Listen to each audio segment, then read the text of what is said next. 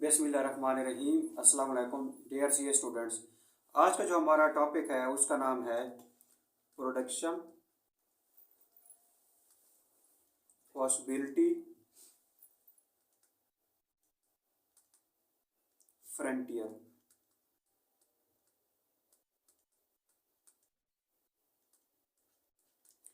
तो सबसे पहले तो हम इसके नाम के ऊपर गौर करेंगे कि बेसिकली इसका मकसद क्या है।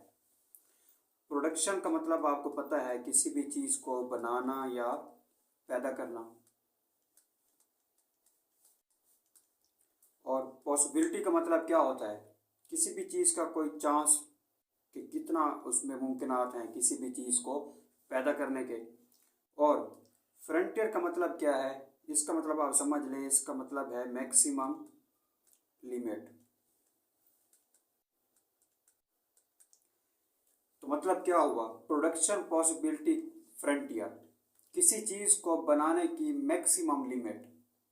मतलब ये कि हम किसी चीज़ को जब बनाएं तो कोशिश करें कि अपनी जिन चीज़ों को इस्तेमाल करके हम किसी चीज़ को बना रहे हैं उसमें उस चीज़ को मैक्सिमम से मैक्सिमम बना सकें। मतलब होता है कि किसी चीज़ का ज़्यादा से ज़्यादा फ़ायदा उठाना। इसका मतलब आप यही समझ लें प्रोडक्शन पॉसिबिलिटी फ्रंटियर का। अब इसमें हम देखते हैं कि ये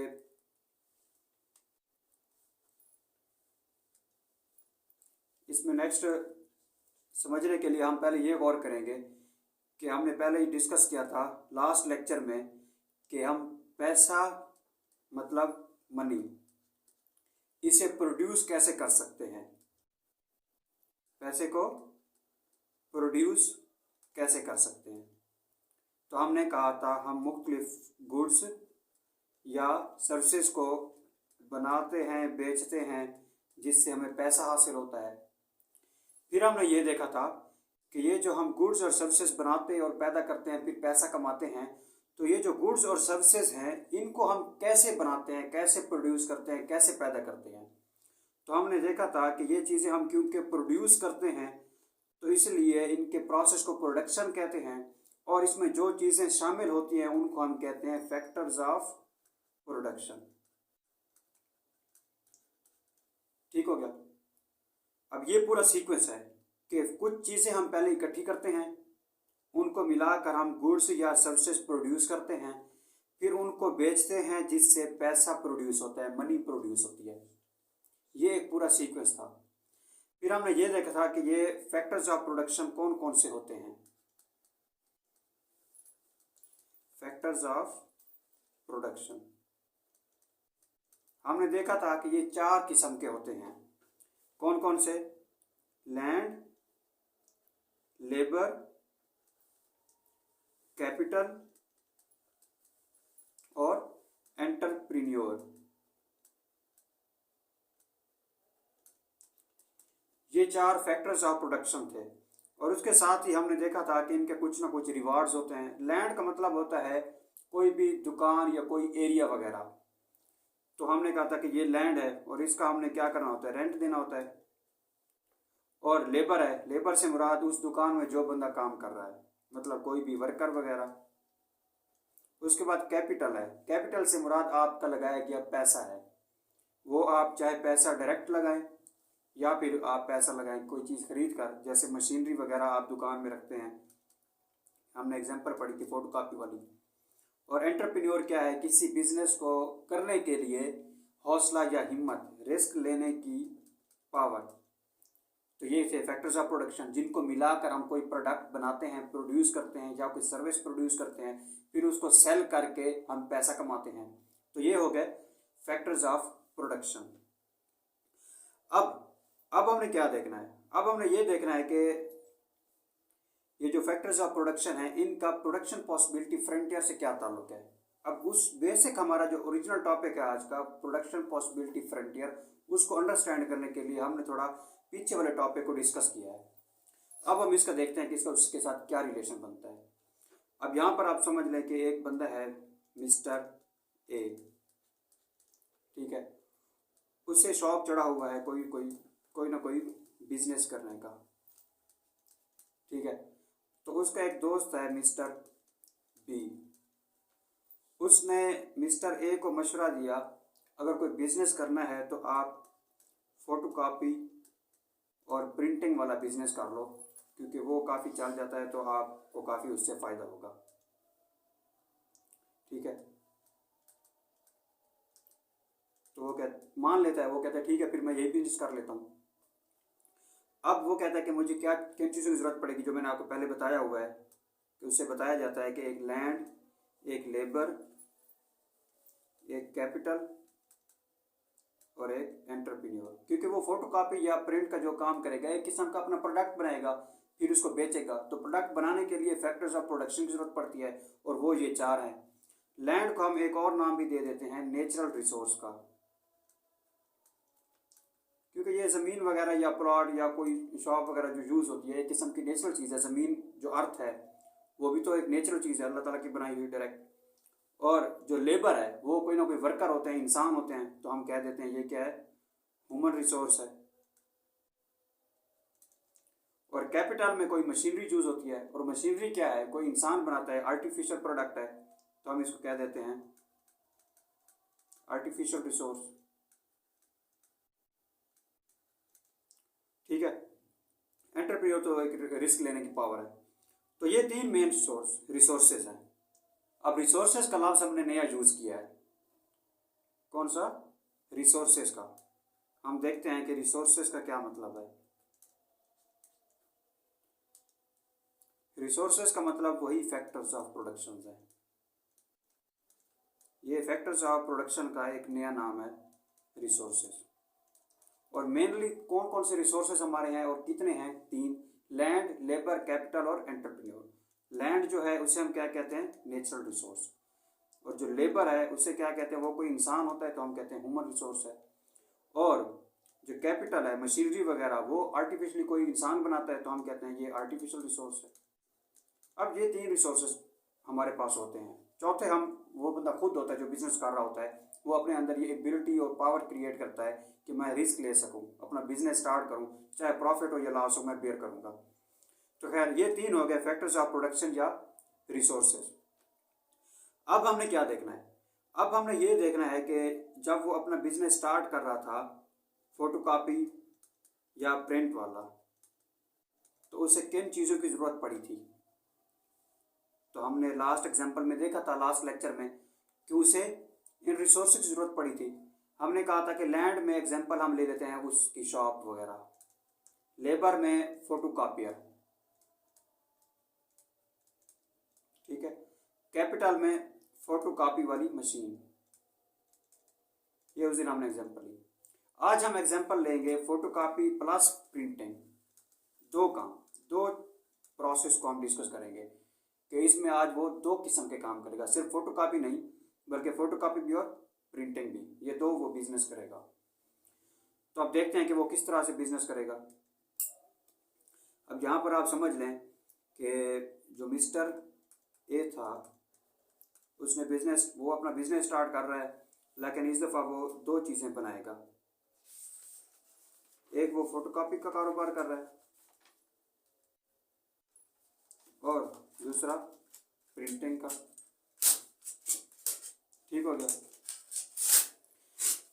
और इधर क्या है, इधर उसके रिसोर्सेज हैं जिनको वो इस्तेमाल करेगा कोई प्रोडक्ट बनाने के लिए। फैक्टर्स ऑफ प्रोडक्शन या रिसोर्सेज एक ही बात है, इनको यूज़ करेगा। कौन कौन से, लैंड, लेबर, कैपिटल, ये तीन समझ लें, इनको वो यूज़ करेगा। अब लैंड में तो हमने देख ली शॉप, लेबर में वो खुद जो फोटोकॉपी या प्रिंट निकाल रहा है, ठीक है, वर्कर।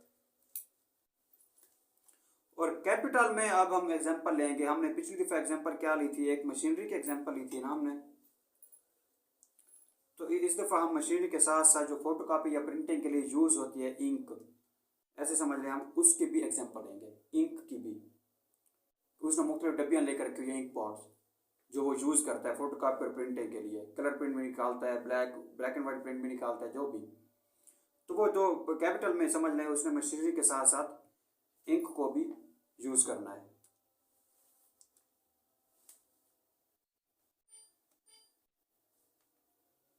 तो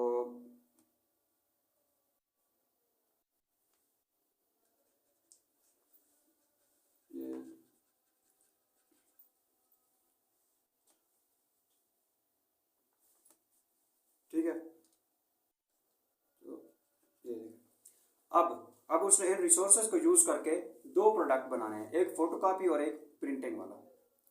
अब सपोज उसने पहली दफ़ा फोटोकॉपी निकाले 100, उसने कहा प्रिंटिंग बाद में करता हूँ, अभी मैं इस मशीनरी को और इंक को यूज़ करके अभी सिर्फ फोटोकॉपी निकालता हूँ मशीन में से। जब फोटोकॉपी निकालते हैं तो वो 100 फोटोकॉपी निकालते हैं। अब वो कहता है कि अब मैं प्रिंटिंग का प्रोसेस स्टार्ट करता हूँ, अब प्रिंट निकालता हूँ। जब वो प्रिंट निकालने लगता है तो उसकी इंक वगैरह ख़त्म हो गई होती है, तो वो प्रिंट नहीं निकाल पाता। तो 100 फोटोकॉपी उसने निकाल लिए, लेकिन प्रिंटिंग की जब बारी आई तो कोई एक प्रिंट भी नहीं निकला। उसके बाद क्या करता है, उसके बाद वो थोड़ा कम करता है। वो कहता है कि इस दफ़ा तो मैं ऐसे करता हूँ कि थोड़ा फोटोकॉपी कम कर लेता हूँ ताकि कुछ ना कुछ प्रिंट भी निकाल लूँ। इस दफ़ा वो फोटोकॉपी जब 90 निकल आते हैं तो उसके बाद वो प्रिंटिंग का प्रोसेस स्टार्ट करता है और 10 प्रिंट भी निकल आते हैं। तो वो कहता है चलो भाई, इस इंक से मैंने दो फायदे उठा लिए, कुछ फोटोकॉपी भी हो गए और प्रिंट भी कुछ ना कुछ निकल आए। अब अगली दफ़ा क्या करता है, अगली दफ़ा वो फोटोकॉपी जब 70 होते हैं वो फोटोकॉपी का प्रोसेस वही एंड कर देता है। वो कहता है कि अब मैं प्रिंटिंग स्टार्ट करता हूँ। अब प्रिंटिंग जब स्टार्ट करता है तो 20 प्रिंट निकल आते हैं। इससे मज़ीद फ़ायदा हो गया कि फ़ोटोकॉपी थोड़े कम निकले हैं 70, लेकिन प्रिंट उधर से बढ़ गए हैं, 20 निकल आए हैं।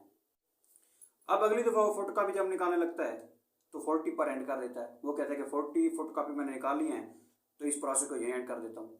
तो उसके बाद क्या होता है, 30 प्रिंट निकल आते हैं। तो अब क्या हो रहा है, अब इसमें आप देखें कि जब वो फोटोकॉपी इसके बाद वो निकालता ही नहीं है। वो कहता है कि अब मैंने फोटोकॉपी नहीं करना है। अब ये देखता हूँ कि जिस तरह मैंने पहले फोटोकॉपी 100 निकाल ली है और प्रिंट कुछ नहीं निकाला, अगर मैं फोटोकॉपी इस दफ़ा कुछ ना निकालूं, डायरेक्ट प्रिंटिंग का प्रोसेस स्टार्ट करूं, तो देखता हूं कि कितने प्रिंट निकलते हैं। तो जब वो देखता है तो उसके प्रिंट 40 निकल आते हैं। तो इसमें क्या प्रोसेस हो रहा है, पहले 100 निकले तो प्रिंट कुछ नहीं निकला, फिर फोटोकॉपी 90 निकले तो 10 प्रिंट निकल आए, फिर 70 फोटोकॉपी निकले तो 20 प्रिंट निकल आए, फिर फोटोकॉपी 40 निकले तो प्रिंट भी 30 निकल आए, फिर फोटोकॉपी उसने कोई नहीं निकाला एक भी, तो प्रिंट 40 निकल आए। अब इससे क्या हमने रिजल्ट निकाला है, इसमें हम देखते हैं कि जो उसकी फोटोकॉपी थी वो पहले थी 100, फिर 90, फिर 70, फिर 40 और फिर 0। और जो प्रिंट थी वो पहली दफ़ा 0, फिर 10, 20, 30 और 40। अब इसमें हमने ये क्या देखा है, दोनों का रिलेशन अगर आप गौर करें तो फोटोकॉपी ऐसा ऐसा वो कम कर रहा है और प्रिंटिंग ऐसा ऐसा वो बढ़ा रहा है। फोटोकॉपी 100 से एंड पे 0 पर आ गया है और जो प्रिंट थे वो 0 से 40 तक पहुंच गए हैं। तो जब एक चीज़ बढ़े और दूसरी कम हो, या एक चीज़ कम हो और दूसरी बढ़े, तो हम क्या कहते हैं, इन दोनों में क्या है, इनवर्स रिलेशन है। ठीक है, इनवर्स रिलेशन का क्या मतलब होता है कि ये दोनों एक दूसरे के इनवर्सली प्रोपोर्शनल हैं।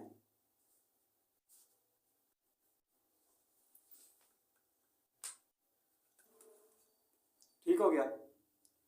तो हमने आज क्या देखा है, आज के एग्जांपल में हमने कहा है कि जो एक फोटोकॉपी और प्रिंट का बिजनेस करने वाला बंदा है वो रिसोर्सेज यानी फैक्टर्स ऑफ प्रोडक्शन को यूज़ करता है और आज उसने दो काम स्टार्ट किए हैं। पहले जस्ट फोटोकॉपी वाला काम था, पिछली एग्जांपल जो हमने पिछले लेक्चर में देखी थी। आज उसने दो काम स्टार्ट किया, फोटोकॉपी भी और प्रिंट भी। तो उसने कौन सा, अपना नेचुरल रिसोर्स मतलब लैंड मतलब अपनी शॉप को यूज़ किया, फिर उसने लेबर मतलब ह्यूमन रिसोर्स मतलब वर्कर, चाहे उसने कोई बंदा रखा या उसने खुद ये काम किया। इसके बाद उसने कैपिटल यूज़ किया। कैपिटल किस शक्ल में, उसने मशीनरी भी रखी फोटोकॉपी और प्रिंटिंग वाली और उसके साथ उसने इंक वगैरह पर भी पैसा खर्च किया। तो ये क्या हो गया, ये उसके रिसोर्सेज हो गए। अब इन रिसोर्सेज को यूज़ करके उसने पहले फोटोकॉपी 100 निकाले, फिर उसने देखा इंक ख़त्म हो गए तो प्रिंट कोई नहीं निकला, फिर फोटोकॉपी उसने 90 निकाले तो 10 प्रिंट निकल आए, फिर फोटोकॉपी अगले दिन उसने 70 ट्राई किए तो फिर प्रिंट 20 निकल आए, फिर फोटोकॉपी 40 किए तो प्रिंट 30 निकल आए। फिर उसने सोचा कि आज मैं फोटोकॉपी निकालते कोई नहीं हूँ, आज डायरेक्ट प्रिंट चेक करता हूँ कि इस इंक से प्रिंट कितने निकलते हैं, तो वो 40 प्रिंट निकल आए। तो उसने दिमाग लड़ाया और देखा कि यार ये जिस तरह से फोटोकॉपी मैं कम कर रहा हूँ तो उसी तरह से प्रिंटिंग की तादाद बढ़ती जा रही है।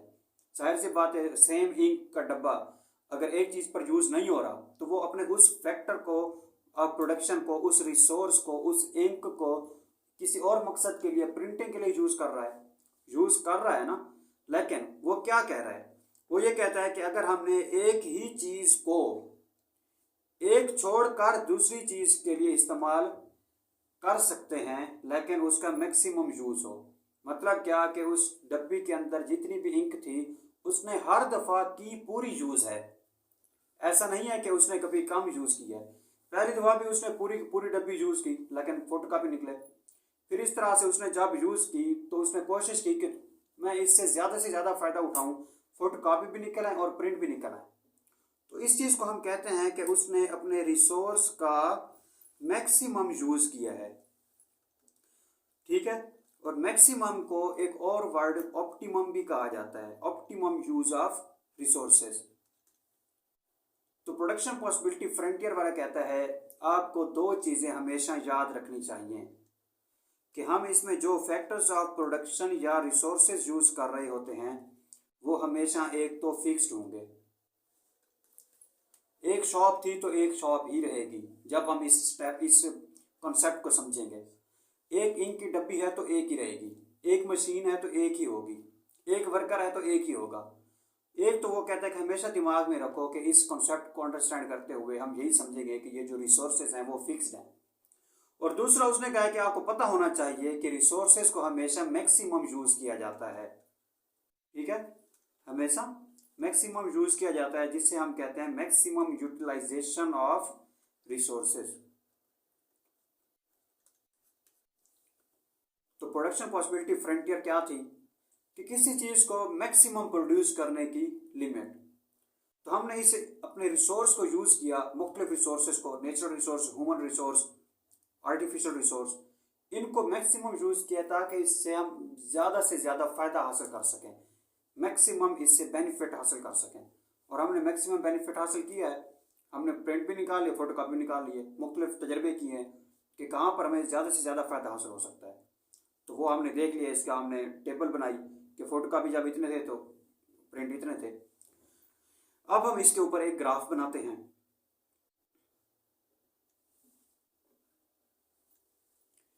यहाँ पर समझ लें आप, ये फोटोकॉपी और यहाँ पर प्रिंट। तो टेबल क्या थी, 100 0, 90 10, 70 20, 40 30, 0 40। ये क्या है, फोटोकॉपी और ये प्रिंट। तो जब हम फोटोकॉपी 100 है, ठीक है, यहाँ पर समझ लें 10 20 30 40 50 60 70 80 90 और 100। सेम इसी तरह से 10 20 30 40 50 60 70 80 90 और ये 100। फोटोकॉपी जब 100 है तो प्रिंट 0 है। तो इधर 100 था तो इधर प्रिंट क्या है, 0 है। तो हम यहाँ पर डॉट लगा देंगे। फिर फोटोकॉपी 90 है तो प्रिंट 10 हो गए। इधर से ये 90 होगा और इधर से 10 है। तो मतलब क्या हुआ कि ये पॉइंट यहाँ पर आएगा, इधर इसका 90,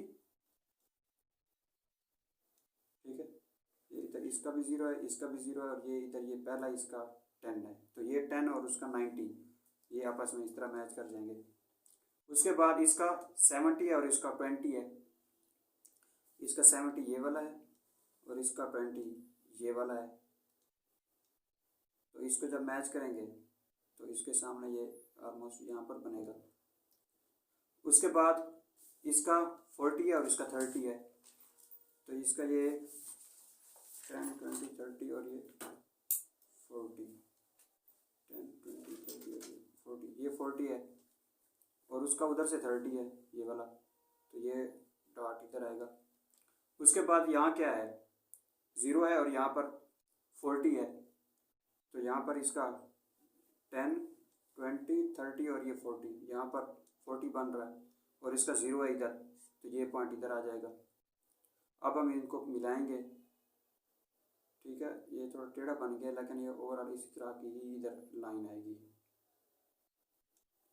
ठीक है, अब हमने क्या देखा कि इधर ये पॉइंट इधर मैच कर रहा है और ये एंड वाला इधर मैच कर रहा है। तो ये लाइन हमें क्या बता रही है? ये लाइन हमें ये बता रही है कि एक तो इन दोनों में इनवर्स रिलेशन है। ठीक है, क्योंकि ये लाइन से पता चल रहा है इनवर्स लाइन है, दोनों का क्या है, इनवर्स रिलेशन है। और एक मेन पॉइंट क्या है कि इनवर्स रिलेशन तो है, लेकिन अब जिस तरह से आप ये देखें, अब सपोज एक चीज है उसके 10 यूनिट से पहले, दूसरी के कितने हैं, 2 है, इसके 8 किए तो इसके 4 हो गए, इसके 6 किए तो इसके 6 हो गए, इसके हमने 4 किए तो इसके 8 हो गए, इसके हमने 2 किए तो इसके 10 हो गए। अब ये देखें, अब ये 8 10 से 2 पर आ गई है और ये 2 से 10 पर आ गई है। अब इन दोनों में भी इनवर्स रिलेशन है, इनवर्स रिलेशन है और ये इनवर्सली प्रोपोर्शनल है दोनों। और ये जो ऊपर वाली एग्जांपल हमने आज के कंसेप्ट में ली है, ये भी एक के बढ़ने से दूसरी कम हो रही है या एक के कम होने से दूसरी बढ़ रही है, इनमें भी इनवर्स रिलेशन है। लेकिन फर्क क्या है दोनों में? दोनों में फर्क ये है कि इसमें दोनों में जो चेंज आ रहा है वो इक्वल चेंज आ रहा है, लेकिन इन दोनों में जो चेंज आ रहा है वो इक्वल चेंज नहीं है। इधर आप इसमें देखें, इधर जब हमने 10 से 8 किया तो 2 का फर्क आया, और 2 से 4 किया तो भी 2 का फर्क आया, और उसके बाद 8 से 6 किया तो भी 2 का फर्क है, 4 से 6 तो भी 2 का फर्क है। तो इन सब में आप देख सकते हैं कि 2 का डिफरेंस आ रहा है, मतलब इक्वल रेशो ऑफ चेंज है दोनों प्रोडक्ट्स में। इधर हम इसका नाम चाहे प्रोडक्ट ए रख दें, इसका बी रख दें, तो दोनों में तब्दीली जो आ रही है, एक के बढ़ने से दूसरी कम या एक के कम से दूसरी बढ़ रही है, तो बराबर की तब्दीली आ रही है। लेकिन इसमें आप देखें, इसमें 100 के बाद 90 हुआ, इसमें 0 के बाद 10, पहले स्टेप में तो 10 का फर्क है, लेकिन उसके बाद इसमें देखें, इसके बाद 90 से 70 हुआ तो इधर 10 से 20 हुआ, इसमें 10 का फर्क आ रहा है और इसमें 20 का। ठीक है, और इसके बाद यहाँ 70 से 40 30 का डिफरेंस, और यहाँ पर 20 से 30 10 का डिफरेंस। यहाँ पर भी इन्वर्सली प्रोपोर्शनल है दोनों, और दोनों का इन्वर्स रिलेशन है, एक के बढ़ने से दूसरी कम या एक के कम से दूसरी बढ़ रही है। लेकिन इनमें क्या है, not equal ratio of change, ratio of change. लेकिन ये एक आम एग्जांपल जो हमने लिया, कॉमन एग्जांपल, उसमें क्या है, इक्वल रेशो ऑफ चेंज। तो प्रोडक्शन पॉसिबिलिटी फ्रंटियर क्या बता रहा है कि ये जो दोनों प्रोडक्ट्स हैं, फोटोकॉपी वाला प्रोडक्ट और प्रिंट वाला प्रोडक्ट, ये दोनों क्या हैं, एक तो दोनों हम यही कहेंगे कि इनवर्स रिलेशन है दोनों में। उसके बाद not equal ratio of change. और इधर देखें, ये भी एक्सेस को टच कर रहा है और ये भी एक्सेस को टच कर रही है, तो हम क्या कह सकते हैं कि ये जो कर्व है, इस कर्व का नाम क्या होगा, इस कर्व का नाम होगा PPC, production possibility curve. Concept का नाम है प्रोडक्शन पॉसिबिलिटी फ्रंटियर, और इस कंसेप्ट में जो ग्राफ बना, उस ग्राफ में जो कर्व है, जो लाइन है हमने ड्रा की है, उसका नाम है पीपीसी, प्रोडक्शन पॉसिबिलिटी कर्व। तो हम क्या कहते हैं इसमें कि जो प्रोडक्शन पॉसिबिलिटी कर्व है, एक क्या है, ये देखें इधर से ऐसे आ रही है ये, तो हम कहते हैं कि ये क्या है, डाउनवर्ड है। जब एक कर्व लाइन डाउनवर्ड होती है तो इसका यही मतलब होता है कि दोनों चीज़ों के दरमियान इन्वर्सली रिलेशन है, इन्वर्स रिलेशन या दोनों एक दूसरे के इन्वर्सली प्रोपोर्शनल है। और हमने क्या देखा कि ये क्या है, कनकेव है। हमेशा ये जो चीज़ होती है कन्वेक्स होती है, और ये जो इस तरह से हो वो कनकेव होती है, जिस तरह लेंसेज होते हैं। तो हमने क्या कहा कि ये एक तो कनकेव है। ये अब हम इसकी ग्राफ की कैरेक्टरिस्टिक्स पढ़ रहे हैं जो इस कंसेप्ट में हमने हासिल किया है। फिर हमने क्या देखा कि ये जो कर्व है पीपीसी, प्रोडक्शन पॉसिबिलिटी कर्व, वो क्या कर रही है, वो एक्सेस को टच कर रही है। ठीक है, और इसमें अब हम सम करते हैं, यहाँ पर सम अप करते हैं कि एक तो कनकेव है,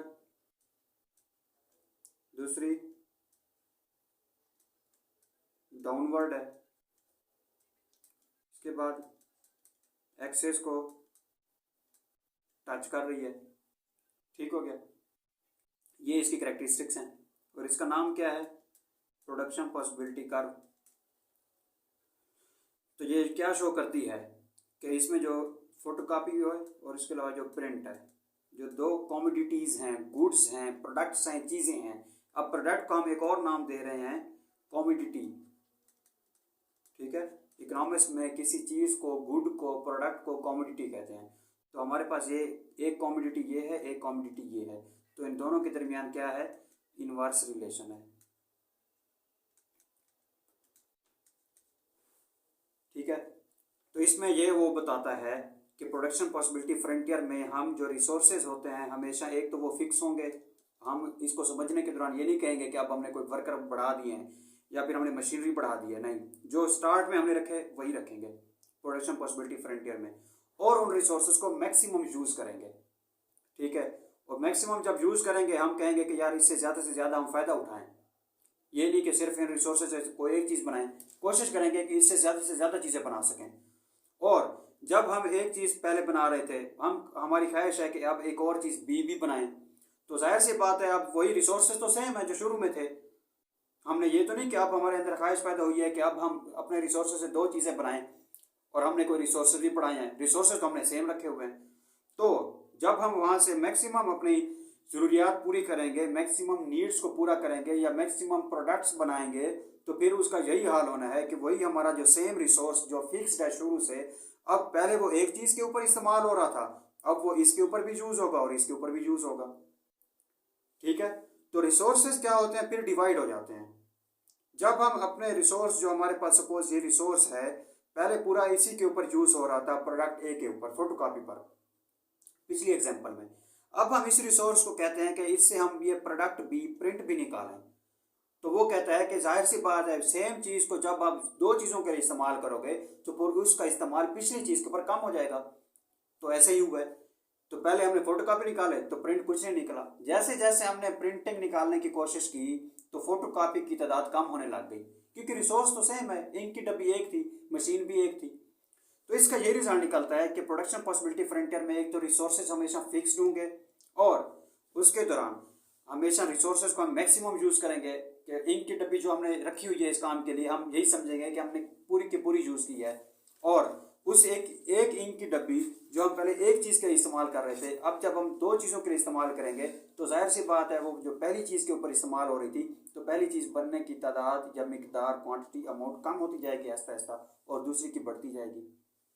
और जो हमें कर्व हासिल होती है, प्रोडक्शन पॉसिबिलिटी कर्व, वो क्या होती है, डाउनवर्ड होती है, क्योंकि दोनों प्रोडक्ट्स, दोनों गुड्स, दोनों कॉमोडिटीज़ इन्वर्सली प्रोपोर्शनल है, डाउनवर्ड है। इसके अलावा वो एक्सेस को टच कर रही थी और कनकेव थी।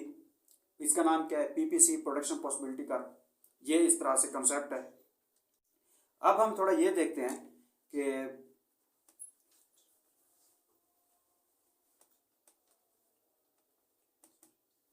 इसका ना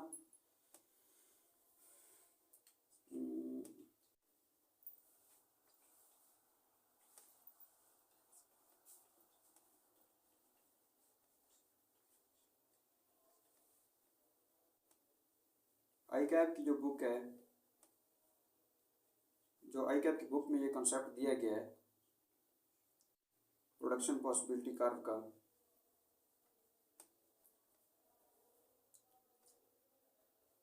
अब हम थोड़ा ये आईकैप की बुक से देखते हैं कि आईकैप ने अपनी बुक में इस कॉन्सेप्ट को कैसे एक्सप्लेन किया है।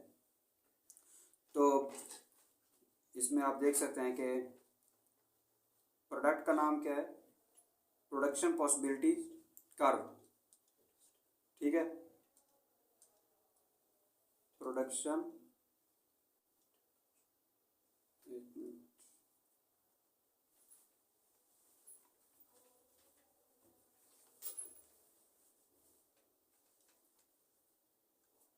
प्रोडक्शन पॉसिबिलिटी फ्रंटियर और प्रोडक्शन पॉसिबिलिटी कर्व, वो जो इस कंसेप्ट में हासिल हुई है।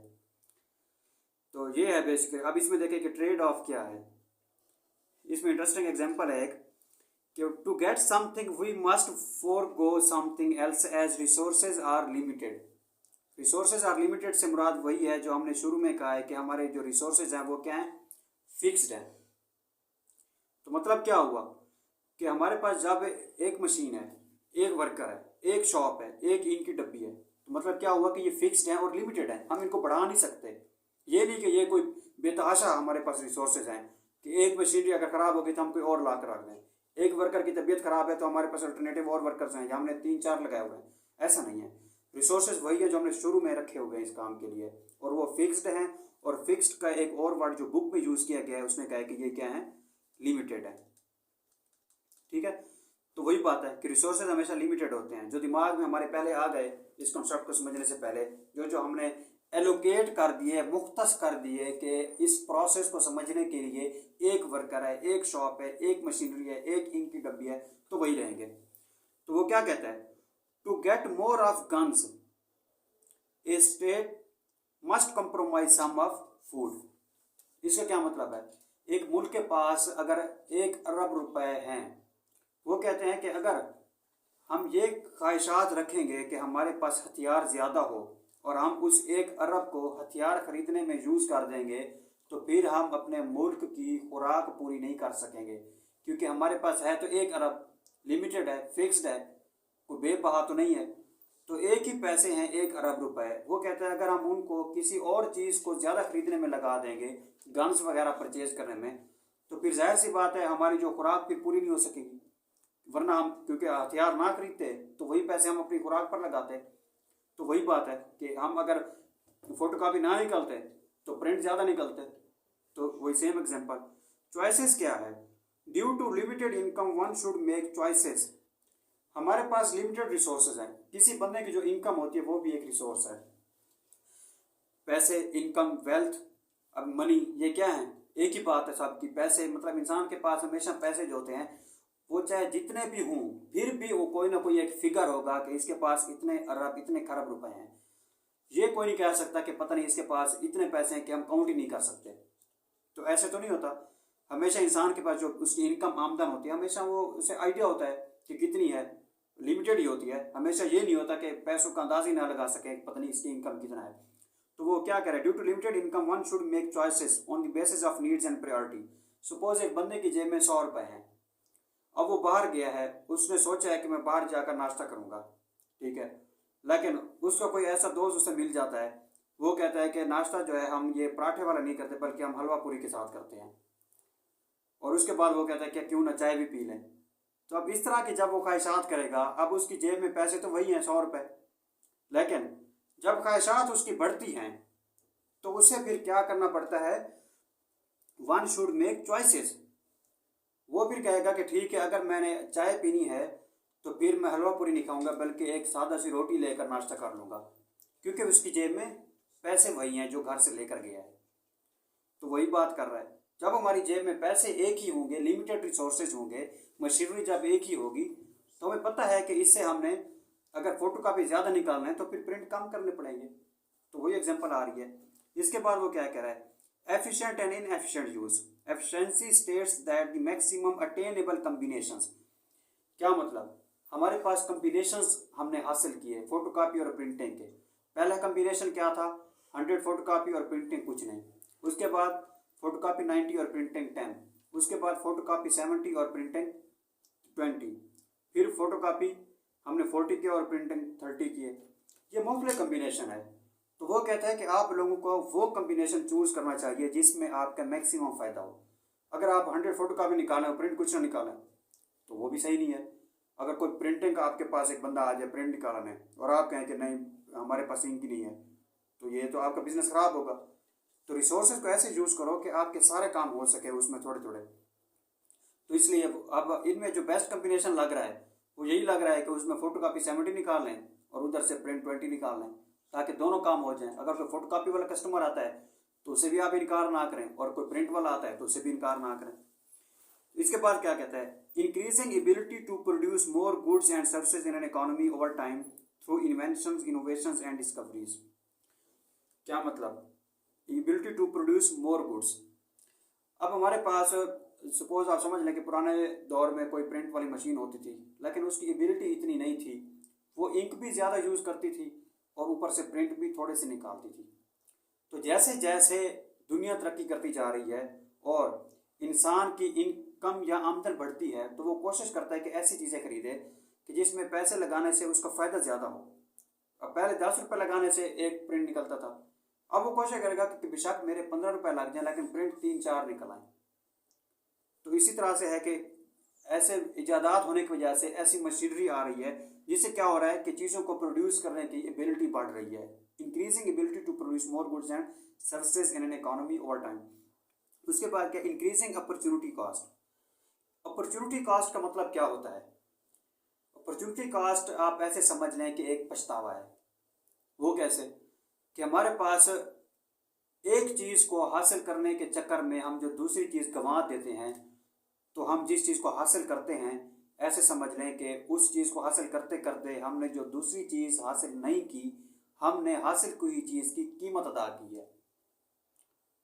अब हुकूमत के पास 1 करोड़ रुपए है। हुकूमत के पास दो ऑप्शन थे, या तो वो कोई स्कूल बनाती या फिर कोई रोड बनाती। हुकूमत ने क्या किया है, अपने 1 करोड़ रुपए से एक रोड बनाया है। तो हम यही समझेंगे कि अब हुकूमत उस 1 करोड़ से स्कूल भी तो बना सकती थी, तो वो 1 करोड़ जो उसने रोड पर लगाया है और स्कूल पर नहीं लगा सकी, तो इसका मतलब है कि रोड को बनाने के चक्कर में हुकूमत को स्कूल नहीं बनाना पड़ा, स्कूल बनाने से महरूम रही, क्योंकि एक ही पैसा था, वो या तो स्कूल पर लगा सकती थी या रोड पर। तो हुकूमत ने अब अपने पैसे खर्च करके जो एक चीज़ हासिल की, मतलब रोड, तो उसे हासिल करते करते उसने स्कूल गंवा दिया, स्कूल ना बना सकी, क्योंकि वही पैसे उसने रोड पर लगा दिए। तो रोड पर पैसे जो लगे हैं, तो मतलब क्या कि रोड तो मिल गया लेकिन स्कूल ना बन सका। तो अपॉर्चुनिटी कॉस्ट वही है कि हमने मौका गंवा दिया है, मौका गंवाने की हमें कीमत अदा करनी पड़ गई है कि हम स्कूल ना बना सके। रोड तो बन गया, तो एक चीज़ को हासिल करते करते जब हम दूसरी चीज़ को छोड़ देते हैं, इग्नोर कर देते हैं, तो हम यही समझते हैं कि जो चीज़ हमने हासिल की है, हमने दूसरी चीज़ को गंवाया है, तो मतलब ये कीमत अदा की है, कीमत चुकाना पड़ती है। तो अपॉर्चुनिटी कॉस्ट यही चीज़ है। जैसे जैसे हमारे अंदर ये पैदा हुआ कि हम प्रिंट ज़्यादा से ज़्यादा निकालें, तो हमें फ़ोटो कापी कम करना पड़ गया, क्योंकि दोनों इकट्ठे नहीं हो रहे थे कि फ़ोटो कापी पढ़ें और प्रिंट भी कर पढ़ें। अगर हम ऐसे चाहते हैं तो फिर हमें इंक की डब्बियाँ भी बढ़ानी पड़ेंगी, हो सकता है हम अपने वर्कर भी बढ़ाएं, फिर मशीनरी भी बढ़ाएं, शॉप्स भी एक दो और ले लें। तो वो तो हमने शुरू से कहा हुआ है कि वो तो फिक्स्ड है। तो फिक्स्ड रिसोर्सेज में हमेशा एक चीज़ को अगर बढ़ाना है तो दूसरी को कम करना पड़ेगा। अगर सेम 1 करोड़ रुपए से अगर आपने रोड बनाना है तो आपको स्कूल नहीं बन सकेगा आपसे, क्योंकि पैसे तो आपने उधर लगा दिए। एक इंक की डब्बी है, एक मशीन है, एक शॉप है, एक वर्कर है, अगर आप उससे प्रिंट की तादाद बढ़ाओगे तो आपको फोटो कापी कम करने पड़ेंगे, क्योंकि रिसोर्सेज सेम है। हाँ, अगर इसमें आप देखो कि सपोज आपके पास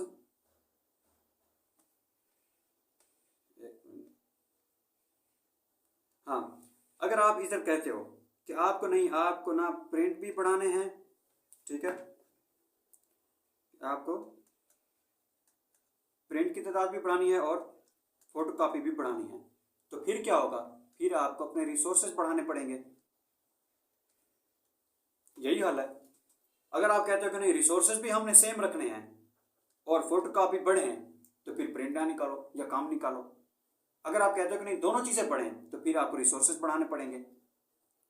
तो अगर सपोज पहले रिसोर्सेज थे तो कार ऐसे हासिल हुई, अब सारे रिसोर्सेज हमने बढ़ा दिए, हमने लैंड और ले ली, सपोज एक और दुकान ले ली, लेबर हमने कोई और बंदा एक और हायर कर लिया, इसके बाद मशीनरी बढ़ा दी, इंक की डब्बियाँ बढ़ा दी।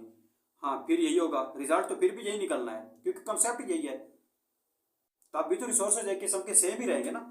पहले एक था सारा रिसोर्स, हर रिसोर्स की तादाद एक एक थी। अब क्या है, अब हमने समझना है कि दो दो है, तब भी फिर पूरे कंसेप्ट को समझने हुए हमने यही सोचना है कि हर चीज़ की दो तादाद है। अब लेबर भी दो हैं, ये नहीं कि हम प्रोसेस के दरमियान में कहें कि अब 3 हो गए हैं, तब भी तो कॉन्स्टेंट ही रखना है। तब भी इसका रिजल्ट यही निकलेगा, जो लाइन पहले हासिल हुई थी वही लाइन अब दोबारा मिलेगी, लेकिन वो एक्सेस के करीब थी क्योंकि क्वांटिटी कम थी। तो अब दोनों की क्वांटिटी बढ़ेगी तो वो थोड़ी दूर होगी, क्योंकि इधर से फोटोकॉपी भी बढ़ेंगे, उधर से प्रिंट भी थोड़े बढ़ जाएंगे, ठीक है।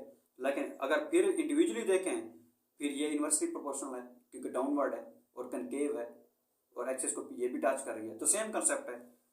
अगर हम रिसोर्सेस को सेम रखेंगे तो हमारे पास जो चीज़ हासिल हुई है वो वैसे ही होगी। अगर हम अपने आउटपुट को बढ़ाना चाहते हैं, मतलब फोटोकॉपी प्रिंटिंग क्या है, हमारा प्रोडक्ट, हमारी गुड्स, हमारी कॉमोडिटीज़, और इनपुट क्या होती है, फैक्टर्स ऑफ प्रोडक्शन, जिनको मिलाकर हम यूज़ करते हैं और कुछ बनाते हैं।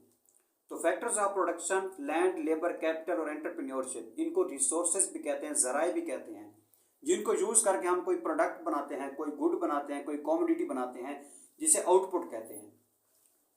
तो इनपुट को यूज़ करके हमने आउटपुट बनाया।